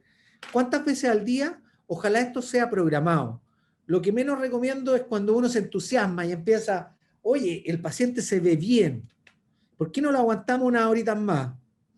Todo eso es lo que es al ojímetro o al tincómetro, la verdad que es lo que menos recomiendo, ¿ya? O sea, a lo más, si tú decís, el paciente, tú lo planificaste en la visita en la mañana, lo hablaste con el médico, con la enfermera, el fonoaudiólogo, el terapeuta, todo el mundo, decís, lo vamos a sacar hoy día 3 horas en la mañana a ventilación espontánea en un tubo T, después lo vamos a conectar a un ventilador mecánico, el que tengamos, liviano, pesado, para la traqueostomía, y después en la tarde nuevamente. Pero eso es una planificación y respetar los tiempos. Eso de, oye, se ve bien, generalmente al otro día tú digas, oye, ¿qué le pasó a este paciente? Los parámetros inflamatorios en las nubes, los pacientes fatigados, no cooperando en la parte cognitiva, así, hacer una programación, pero hacerla, yo estoy de acuerdo, hay que hacer esos periodos intermitentes, pero programados, no al tincómetro. Super. Muchas gracias, Juan. Bueno, yo creo que ya estamos como para ir cerrando esta mesa redonda que ha sido súper interesante. Yo he anotado aquí algunos tips que me parece que son importantes de recordar y si alguno de los panelistas quiere reforzar algo más, por favor lo refuerza. Respecto al tip, cierto que nos preguntaban, obviamente, un paciente que está en prono con un tip muy elevado no va a pensar en el destete, pero no hay un punto de corte en que uno diga, oye, tiene que estar menos de 10 o menos de 8, eso obviamente hay que evaluarlo caso a caso. Respecto a la PAFI, cierto que es una herramienta útil, pero yo creo que se ha abusado un poquito de la PAFI, cierto, en esta pandemia. De hecho, nosotros probablemente antes no considerábamos mucho la PAFI para destetar a un paciente. Veíamos que iba bajando la FiO2, estaba mejorando la mecánica respiratoria, ¿cierto? El paciente estaba bien en una modalidad espontánea, tenía una buena PO2 y le dábamos nomás. Yo no me acuerdo que antes la calculábamos, por supuesto que es una herramienta útil, pero cualquier parámetro sobrevalorado nos puede inducir a tomar decisiones erróneas, ¿cierto? También reforzar esto que tenemos que despertar a los pacientes, ¿sí? Y todo el beneficio que se ha hablado del despertar, un paciente que yo lo puedo despertar, lo puedo sentar, lo puedo pasar a un sillón, eso nos va a ayudar a reclutar el diafragma y recordar que esta es una de las medidas probablemente naturales, más básicas y más lógicas, pero que muchas veces se nos olvida, ¿cierto? Ser un poco tolerante con cómo despierta nuestro paciente, como decía el doctor Graje, es imposible que un paciente grave esté mejor que sedado relajado en un ventilador mecánico, pero si queremos mantener eso para siempre, nuestro paciente no va a mejorar nunca y no va a salir nunca de la UCI, así que ahí tenemos que ser un poquito tolerantes en eso, ¿cierto? No innovar, como nos ha dicho muchas veces Juan, ¿cierto? Si sabemos hacer algo bien, mantenerlo, sobre todo en una pandemia, uno muchas veces en estos periodos se pone creativo y trata de descubrir inventar la rueda, ¿cierto? Y probablemente no sea el momento para inventar la rueda, sino para hacer lo que sabemos bien hecho. Recordar en el fondo que las intubaciones prolongadas pueden asociarse a daño y no tenerle susto a nuestros pacientes a las tectotomías precoces, sobre todo cuando tenemos un equipo de fonoaudiólogos que nos puede ayudar. Y por sobre todo, ¿cierto? Recordar que el destete, como todas las acciones en medicina intensiva, son multidisciplinarias, se requiere de todo el equipo de la salud para hacerlo. Y probablemente nos queda la tarea para la casa de ver cómo algo que se ha perdido, ¿cierto? Que lo decía Pablo y que todos lo hemos visto, es la humanización del cuidado, que yo creo que es algo que habíamos avanzado harto en varias unidades de cuidado intensivo, y en eso hemos retrocedido, en parte importante porque la familia no puede estar presente, pero yo creo que tenemos este desafío de ver cómo lo incorporamos, y sin duda, cuando humanizamos nuestro cuidado, ¿cierto? Todas nuestras acciones son más fáciles, incluido el destete. No sé si alguno de los panelistas quiere agregar algo a este resumen. Bueno. Entonces estaríamos agradecerles, ¿cierto?, a Mario desde Osorno, a Pablo desde Talca, a la Javiera desde el Instituto de Neurocirugía de la BUPA, a Juan desde la Clínica Alemana y al doctor Díaz desde el Hospital de la Universidad Católica. Agradecerles a todos por haber estado esta tarde y agradecerle a los participantes. Tuvimos más de 250 participantes durante toda la mesa, y yo creo que esto, bueno, es un tema que claramente es interesante y ha sido un tema, cierto, que ha sido una piedra en el zapato en esta pandemia tan difícil que nos ha tocado vivir. Bueno, darle las gracias a todos los participantes y dejarlos invitados a todas las actividades que está haciendo Sochimi en conjunto con el Hospital Digital, ¿cierto? Esto en general se anuncian por correo y por todas las redes sociales de Sochimi, y que estén atentos para las nuevas actividades. Eso sería. Muy buenas tardes a todos.